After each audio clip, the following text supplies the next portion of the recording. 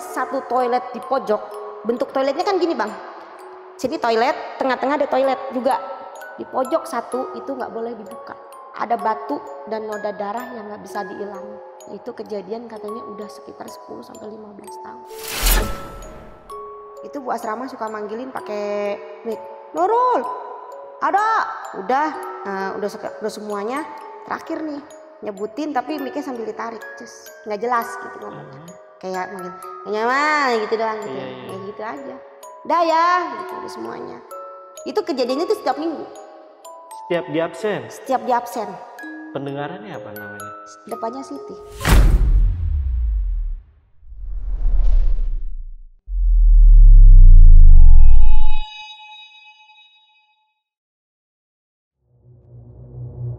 Halo semuanya, kembali lagi di Lentera Malam bareng gue Jamal. Dan di segmen Saksi Misteri kali ini gue udah kedatangan narasumber yang akan menceritakan tentang pengalaman horornya ketika dia menjadi TKW dan tinggal di sebuah asrama.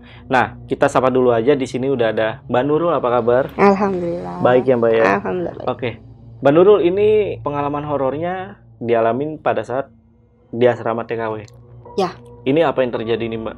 Jadi dulu sebelum berangkat jadi TKW itu kan harus sekolah dulu nih. Apa-apa dulu, pengenalan bahasa, pengenalan pekerjaan semuanya. Kita bukan ditampung sih, di sekolahin di BLK, namanya BLK. Balai Latihan Kerja. Itu ada di Bekasi, Keranggan. Asrama nih ya? Asrama. Asrama. Dan di situ Mbak Nurul ngalamin kejadian horor. Ya. Oke. 6 bulan. Selama 6 bulan? Selama 6 bulan. Di tahun berapa ini? 2011. 2011. Bulannya lupa, cuman 2011. Yang paling serem di sana itu Mbak Nurul ngalamin kejadian apa nih? Aku di sana ketemu 4 sosok yang udah terkenal lah. Dari dulu? Dari dulu. Oke. Yang dua TKW yang dua yang emang sudah nunggu di situ udah lama. Oh, jadi ada 2 sosok yang memang udah terkenal kalau itu adalah mantan TKW yang ada di sana. Mantan calon TKW. Kalau mantan TKW kan udah terbang. Kalau TKW itu yang udah terbang. Calon TKW kita yang belum terbang. Oke. Dan untuk kenapa mereka bisa gentayangan ya? Ini jenkor, ini gentayangan atau arwahnya gentayangan, itu teman-teman simak sampai habis. Tapi sebelum itu buat kalian yang pengen jadi narasumber di Lentera Malam sama seperti Mbak Nurul, kalian bisa langsung aja DM ke Instagramnya Lentera Malam, itu ada di @lenteramalam.id. Dan jangan lupa juga untuk mampir ke Spotify kita, itu ada di Lentera Malam Podcast Horor. Untuk semua linknya gue taruh di deskripsi. Yaudah, buat kalian yang penasaran sama cerita lengkap dari Mbak Nurul, tonton video sampai habis dan tanpa basa-basi lagi. Saksi Misteri, kita mulai.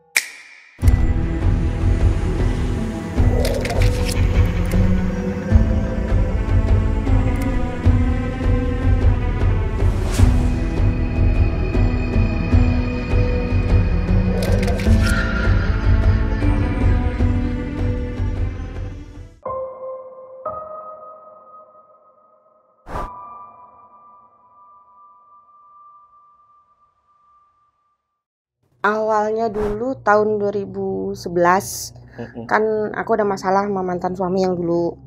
Akhirnya karena desakan ekonomi, ya udah aku niat, ya udahlah aku berangkat aja lah, nah gitu. Awalnya dulu mau berangkat ke ASEAN. ASEAN itu kan mau ke Singapura, tapi karena lain hal gitu kan, akhirnya nggak bisa. Akhirnya kita udah berangkatin ke Timur Tengah.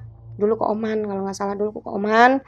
Terus dibawa sama sponsor, dulu kan yang ngebawa kita itu sponsor, itu bawa ke Condet. Condet, dari Condet diterima, kita fit, tes kesehatan kita fit, semuanya kita dilarikan ke BLK. Apa tuh BLK? Balai Latihan Kerja. Kan kalau mau keluar kan harus ini loh, harus begini, diajarin dulu bahasa apa segala macam. BLK-nya itu di daerah Keranggan, Bekasi, Pondok Gede. Di sana itu tempatnya itu aku bilang sih gede ya, cuman apa tuh? Angker. Nah. Ini berarti hampir sama kayak seperti asrama lah ya sebutnya. Ya. Bukan asrama sih, penjara sih. Waduh, penjara. Penjara sih. Ya kebahaya sih, tapi lanjut ya. Penjara sih. Kayak asrama itu bentuknya itu gudang. Jadi gini loh, posisinya itu kita masuk, masuk ke pintu gerbang, lurus terus tuh. Pertama kelas office lah, keduanya dapur, ketiga ASEAN, keempat toilet, kelima Timur Tengah. Dibagi-bagi gitu. Dibagi-bagi. Sebelah sini juga sama. Office, kantin, ASEAN, di toilet saling ngadepan, gudangnya Timur Tengah. Gudang Timur Tengah tuh artinya kayak semacam kasur-kasur bekas, kayak gitu-gitu, tempat tidur yang atas bawah bekas, itu gudang sini. Awal masuk, aku dimasukin ke Timur Tengah, otomatis paling belakang dong gudangnya. Baraknya itu, kalau kita bilangnya baraknya paling belakang. Udah gitu langsung, aku pertama tidur umpel-umpelan tuh di bawah. Tahu umpel-umpelan kan Bang Jamal? Satu, ya kayak ikan pepes lah, rata semuanya. Yang tidur enak mah enak, yang kita enggak. Akhirnya hari pertama tidur udah gak nyaman, malam kedua gak nyaman. Hari ketiga aku mutusin untuk nanya sama Bu Asrama, Bu, boleh nggak? Itu kan posisi kan tingkat tuh atas bawah. Bu, boleh nggak saya bersihin atas buat tidur saya? Kita nanti kalau lama-lama makin banyak TKW yang mau masuk, otomatis bawah nggak muat. Ibunya tuh Bu Asrama cuman garuk-garuk kepala, oh mau bersihin. Kapan? Kalau bisa sekarang biar bisa dibersihin lama. Jadinya kan bersih nih Bu, enak. Oh, tar dulu ya. Ibunya masuk ke dalam, gak lama aku dipanggil. Pakai toa aku dipanggil, datang. Mau dibersihin, baca bismillah ya, katanya. Numpang-numpang ya. Nah, kode nih, aku bilang gitu kan.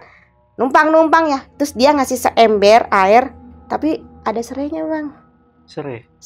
Tahu serai kan? Bumbu dapur serai. Ada gituannya. Nih buat airnya ngepel, biar nggak bau amis. Ibunya ngomong begitu doang.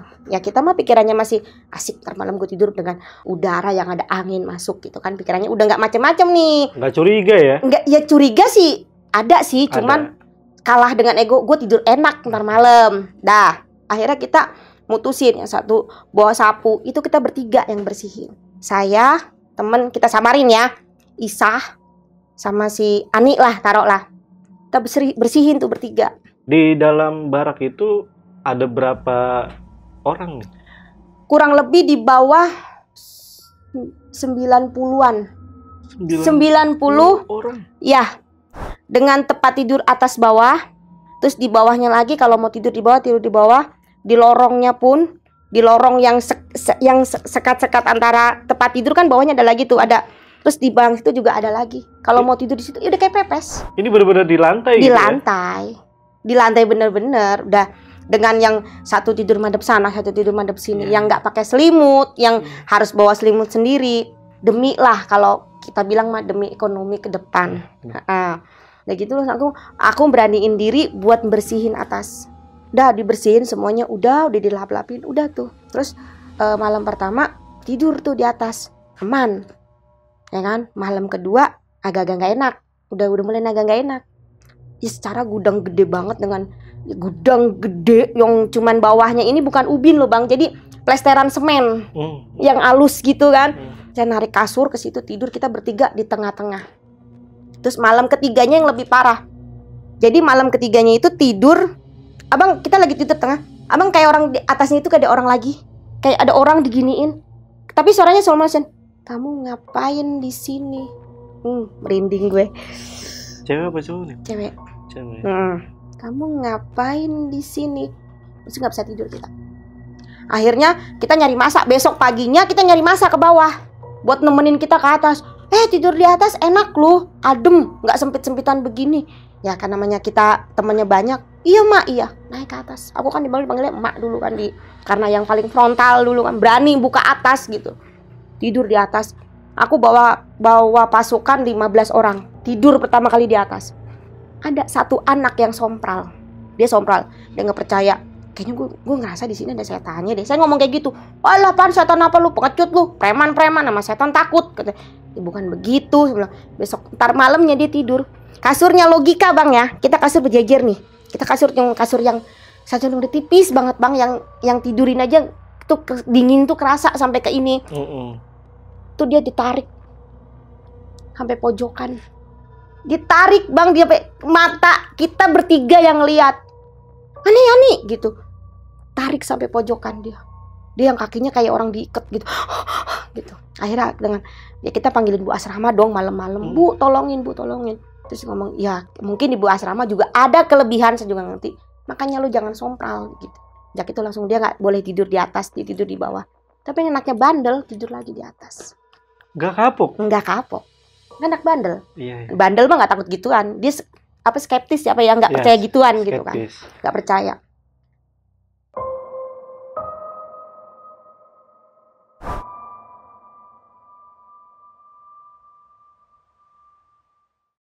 Malam terus selanjutnya aku diceritain sama Babe itu security satpam di situ, tapi dia udah tua, dia asli situ tuh, asli warga situ, diangkat karena situ. Dibilangin, lu kalau di sini jangan ngomong sembarangan, lu kalau di sini di toilet jangan seenaknya. Usut punya usut, di situ itu banyak kejadian gini loh bang. Satu, di toilet ada satu toilet di pojok. Bentuk toiletnya kan gini bang. Ini kayak sama kayak barak, tapi sini toilet, tengah-tengah ada toilet juga. Jadi yang setengah kakinya, yang pintunya cuma setengah kelihatan kaki. Itu panjang sekitar 15 sama sini 15. Di pojok satu itu nggak boleh dibuka. Kenapa? Ternyata ada batu dan noda darah yang nggak bisa dihilangin. Itu kejadian katanya udah sekitar 10 sampai 15 tahun. Yang lalu. Yang lalu. Entah itu bekas dulu orang situ atau gimana saya nggak tahu. Cuman intinya nggak boleh dibuka. Dan kalau dibuka pun pasti ada kejadian. Sering anak habis makan piring melayang. Sering. Ada satu adat yang kita makan tuh harus nawarin. Makan yuk. Oke. Makan yuk gitu. Kalau enggak udah kena semuanya. Satu. Yang kedua, kejadian yang lebih parah itu saya agak-agak kesel ya. Maksudnya setelah kejadian itu kalau nggak salah sebulan kemudian. Itu sebulan kemudian saya di dalam udah sekolah, udah biasa. Terus dia ngomong, katanya ngomongnya gini. Saya bukan nantangin, saya penasaran. Gue perasaan emang di sini ada setannya ya, gue pengen ngelihat. Dah, malamnya saya tidur. Malam tidur biasa, di atas tuh makin banyak nih anak-anak baru makin datang, makin tidur di atas nih. Udah gitu saya tidur agak minggir ke sini deket tangga. Dan dia dia nemuin saya ngomong, abang tau baju tidur kimono nggak, cewek Jepang gitu kan, rambutnya digini segini, terus dengan alis yang gini, persis Cina gitu kan gitu. Dia ngomong, kamu mau tahu saya? Jawabnya enak banget, manis banget, omongannya tuh lembut banget. Kamu mau tahu saya? Tahu ini saya, mulutnya lebar. Pas senyum. Tapi mulutnya itu yang bikin kita ngenahan senyum itu. Itu yang bikin saya, hah, lu ya? Ya maaf. Dengan itu, hah, maaf gitu. Udah, selanjutnya udah, oh saya tahu. Terus kejadian lagi waktu pas selang berapa hari itu anak-anak baru nih datang nih, baru yang fit, yang udah fit, tes kesehatan fit, otomatis dikirim ke situ dong. Posisinya dikirim jam 4 sore. Jam 4 sore saya lagi tidur, ceritanya capek habis sekolah, habis ngurusin anak-anak, capek tidur. Jam 5 hampir maghrib saya disuruh nyari kasur ke gudang depan. Itu depan barak kita tuh ada gudang lah yang bekas-bekas gitu lah. Tuh cariin kasur buat anak baru. Oke, saya cariin. Pintunya itu awal sama saya bertiga sama anak baru, saya dobrak-dobrak gak bisa. Itu katanya kekunci. Ada yang ngomong, itu kekunci mak, minta kunci sama ibu. Saya minta kunci sama ibu. Kata ibu, itu gak dikunci, dibuka sama ibu srek bisa. Berarti kan saya gak boleh masuk dong. Ya udah, saya bilang assalamualaikum. Pas begitu masuk, tuh ada bekas pintu, ada bekas tempat tidur tingkat, ada apa sih namanya, kasur-kasur begitu. Saya nyariin kasur, nengok, nggak ngeh tuh. Abang tau pohon kelapa segede pohon kelapa? Itu kaki berjejer 2. Kaki doang. Kaki. Itu tapi saya nggak ngeh, tapi saya ngehnya itu kaki, entar belakangannya. Oke. Awalnya saya tarikin, ditarikin dulu kasurnya. Ini nggak ada spraynya ya. Tapi nanti dulu nih kasurnya udah jelek, saya naik ke atas dulu, siapa tahu ada. Saya udah ngeliat, pikiran saya apa itu? Itu tiang. Pikir saya, merinding gue. Begitu itu tiang. Pas naik ke atas lantai 2, saya lihat lagi bang, itu kaki lagi.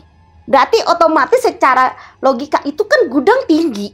Itu cuman kelihatan kaki, kepalanya di mana?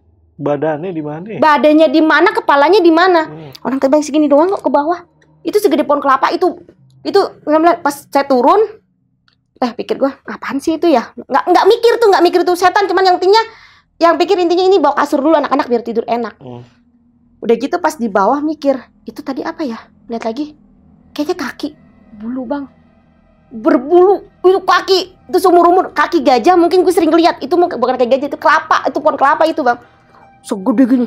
Ya Allah itu apa? Lari ngibrit. Anak-anak nanya, tapi saya nggak ngomong sama anak baru, ntar takut dong, udah kan? Mak kenapa mak? Enggak, begituin. Mau maghrib nih ayo buruan. Padahal udah minum terus nanya. Terus saya ngomong sama Babe, lari ke depan. Babe lagi jaga. Lu ngapain? Beh, gua itu Beh ngelihat kaki. Mana?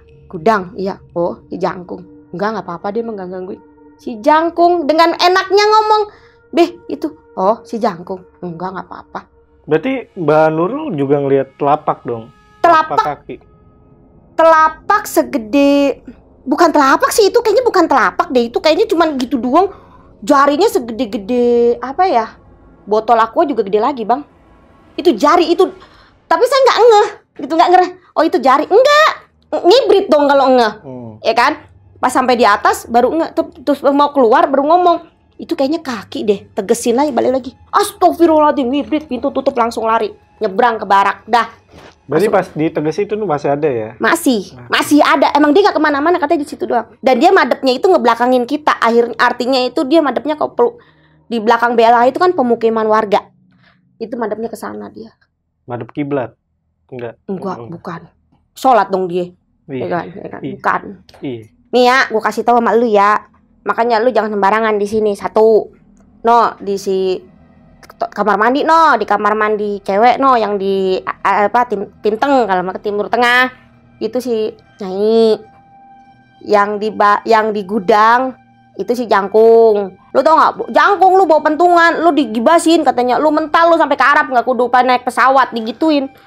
Si astagfirullahaladzim, Be serius apa Be? Lah beneran lah, gue yang pernah ngeliat katanya tuh bawa pentungan, lu kalau digibas kayak digolepin, lu sampai ke Arab lu nggak harus pakai pesawat, lu udah nyampe digituin kan. Ya Allah, kataku si Babe tuh kalau yang ngomong kayak gitu kan namanya orang Betawi asli kalau ngomong ibaratnya kan gitu, lu nggak kudu lu nggak harus naik pesawat, udah lu mental sampai sono digituin dulu kan.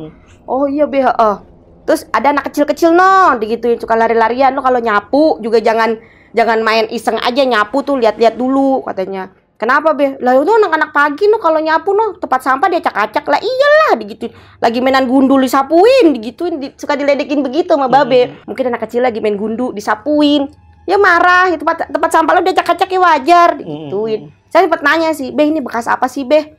Pabrik, gitu doang jawabnya.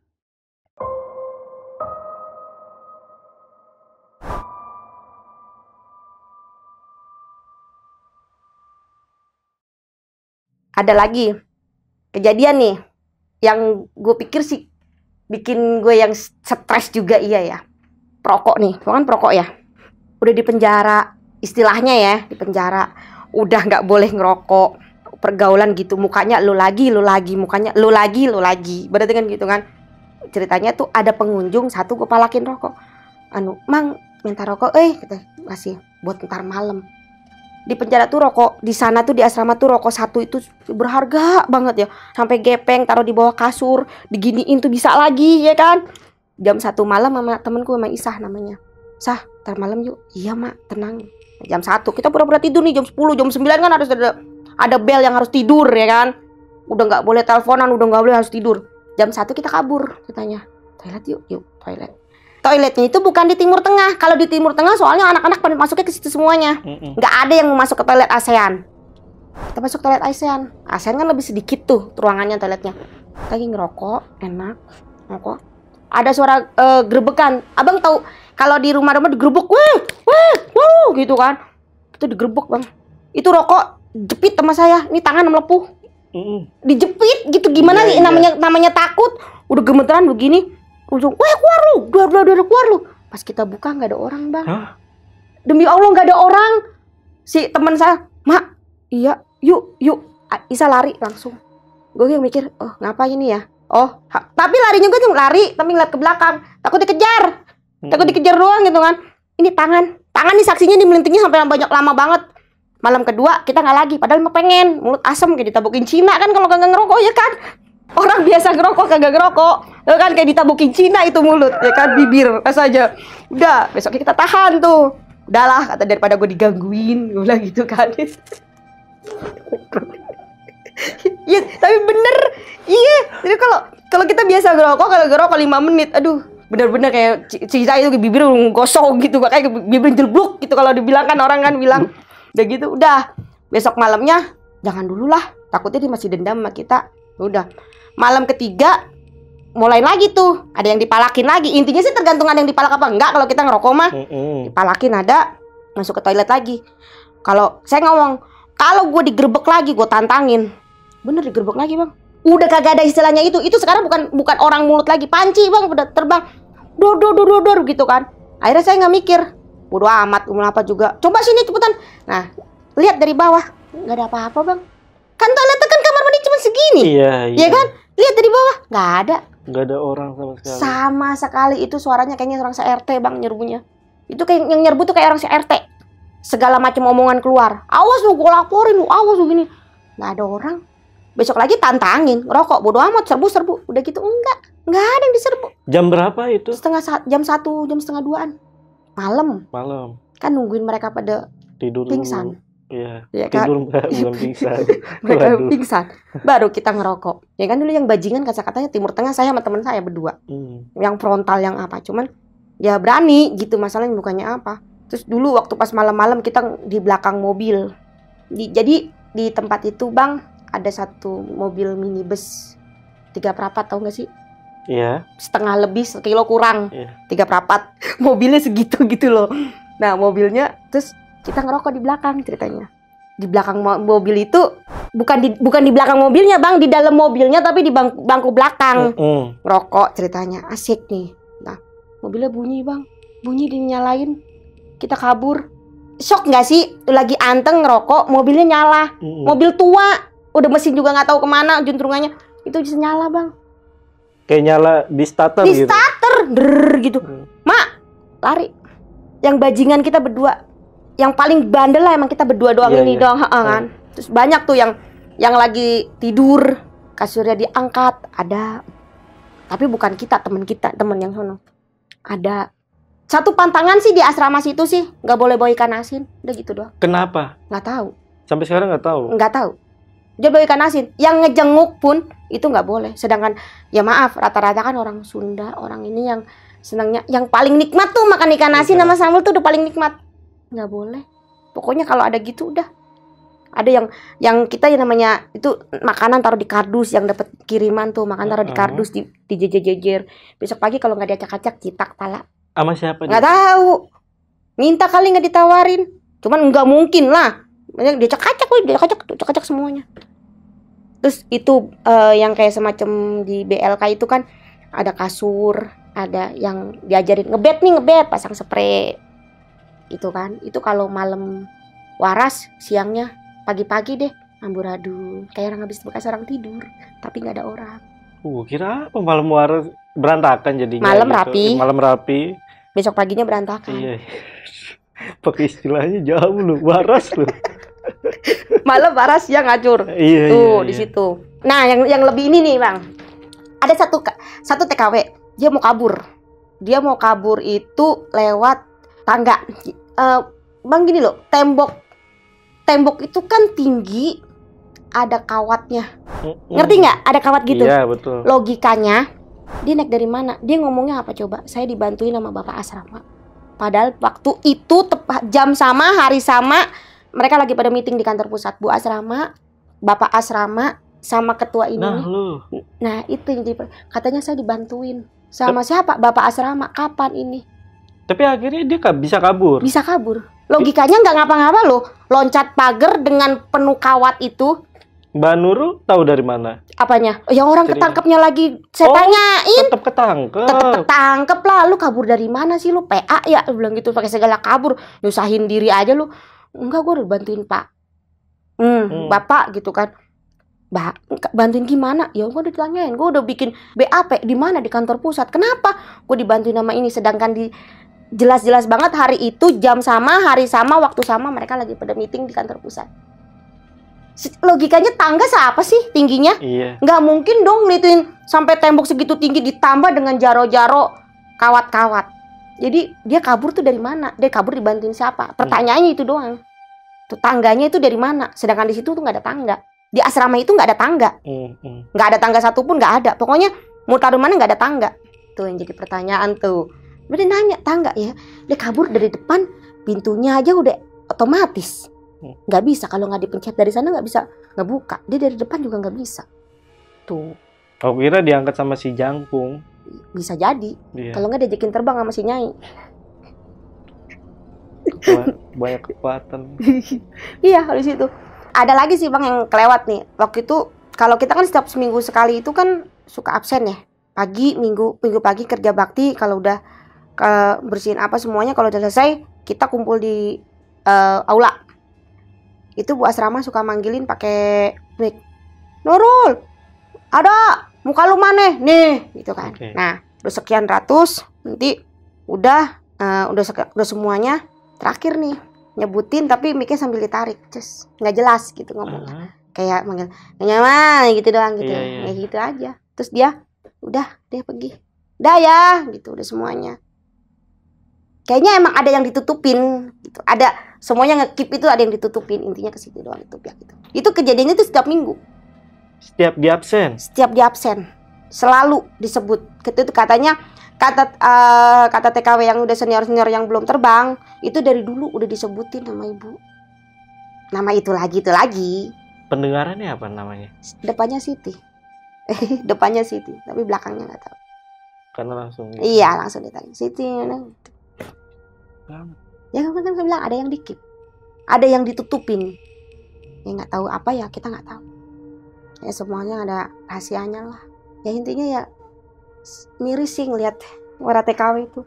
Siti itu siapa Mbak Nurul? Kalau Siti itu dia calon TKW, jadi sayang sama Lause. Lause itu kan sebutan guru untuk ASEAN ya. Dia di situ karena dipaksa sama keluarganya buat terbang. Oke. Dia nggak pernah ditengokin, jauh dari keluarga. Ada disayang dong sama guru-guru. Situ dia depresinya itu karena dipaksa terbang. Sebetulnya dia nggak mau. Dia bunuh dirinya sih kata babe pakai pisau. Tuh, terus dibawa ke rumah sakit nggak selamat. Itu kejadian udah lama.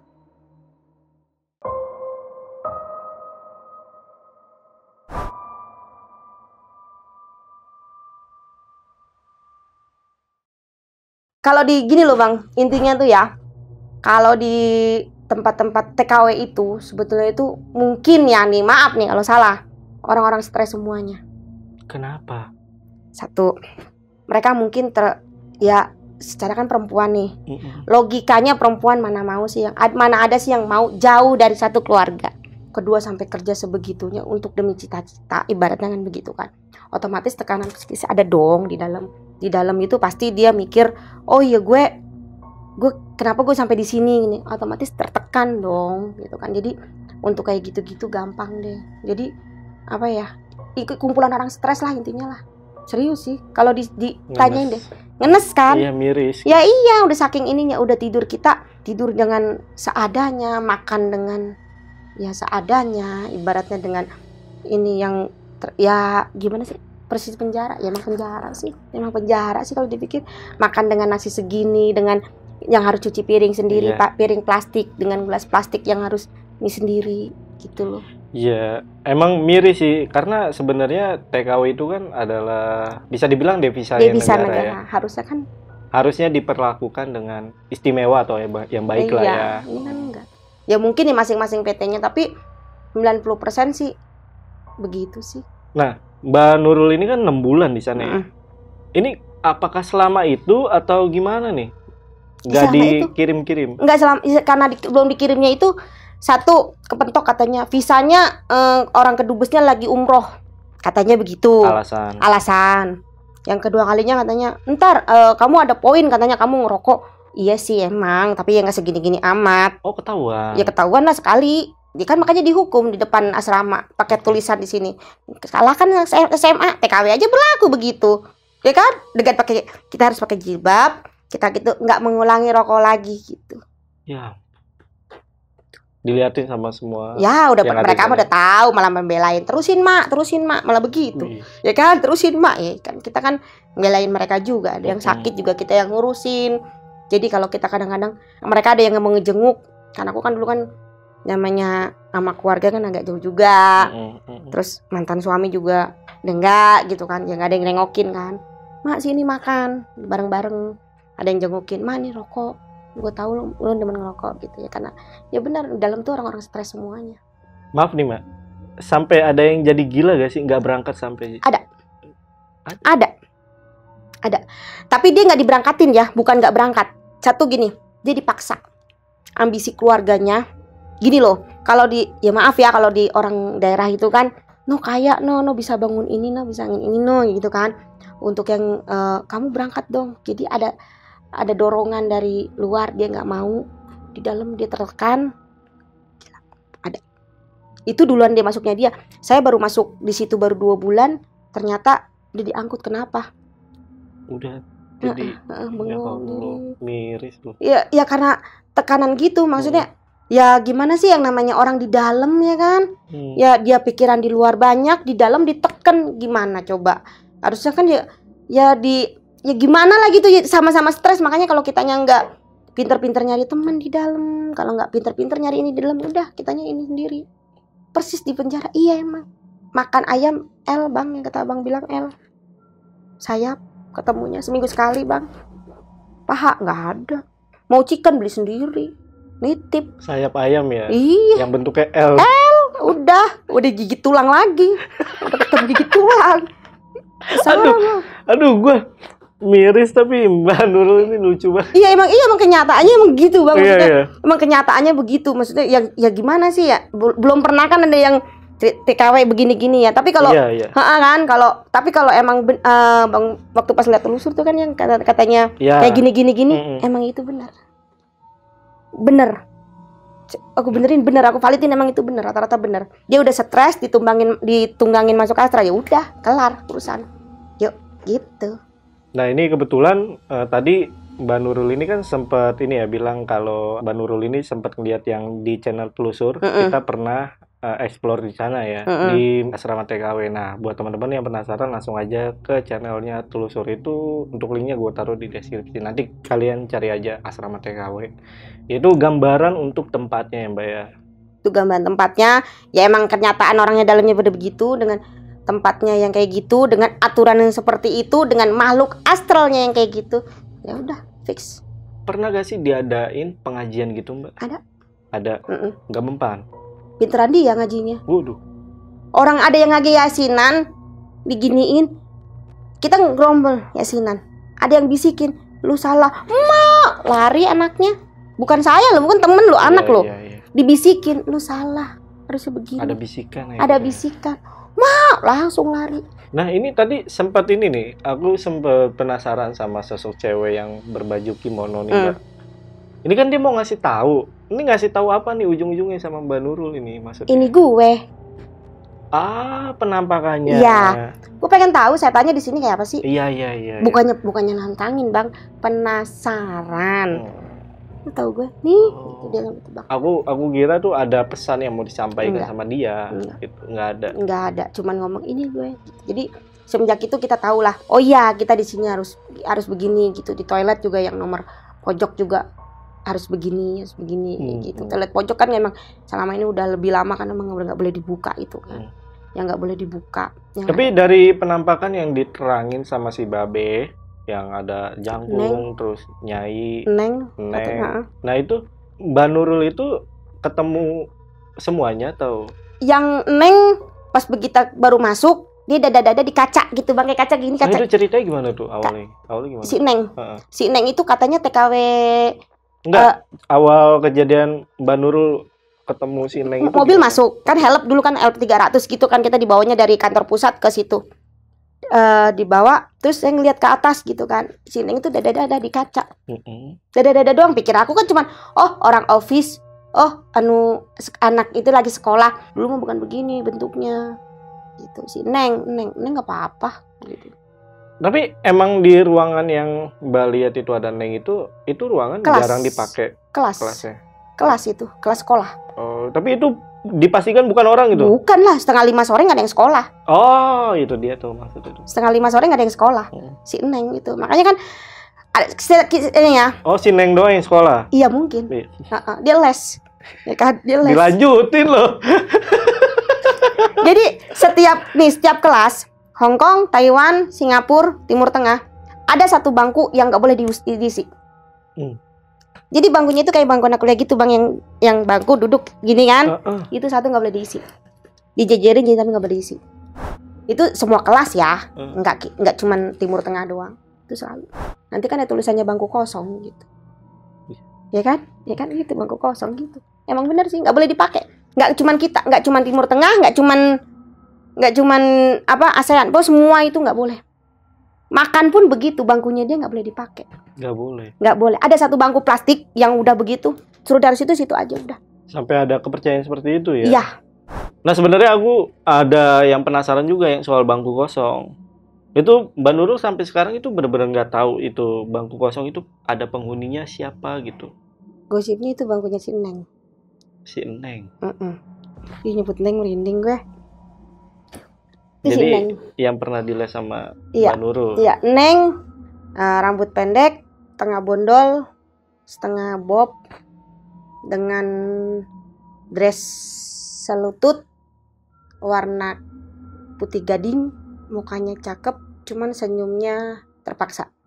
Jadi Mbak Nurul bisa sampai sedetail itu ngelihat langsung. Ngelihat jelas. Yang pertama kali itu. Selamat datang mungkin. Kalau yang Mbak Nurul tahu, ini Neng kenapa dulunya? Sakit. Makanya kan pihak asrama sampai kalau ada yang sakit sedikit atau apa sedikit yang kira-kira perubahan karakter ya, perubahan apa sih, orangnya jadi diem, jadi sering nangis, sering apa, mendingan dipulangin. Traumanya mungkin di situ. Neng dulu kan sakit. Sakitnya masih ditahan-tahan, harus terbang, harus berangkat.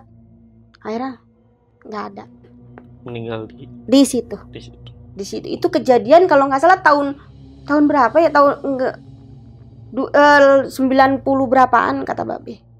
Itu di situ. Dan itu matinya emang di BLK situ. Di asrama. Di asrama dan sakit. Itu nggak ada, ini nggak ada sakit. Cuman tekanan batin dan dia masih, gue fine loh, cuman dia dalamnya nggak tahu. Sakit, malam masih sehat, pagi udah nggak ada.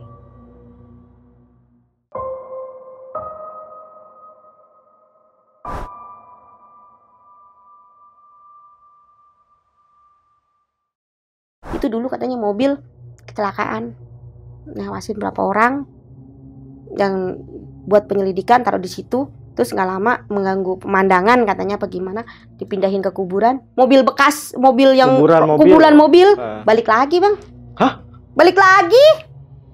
Itu sih yang dipindahin, kalau nggak malam balik lagi. Padahal udah nggak bisa nyala. Udah nggak bisa nyala, orang udah karatan semua, apa yang bisa nyala?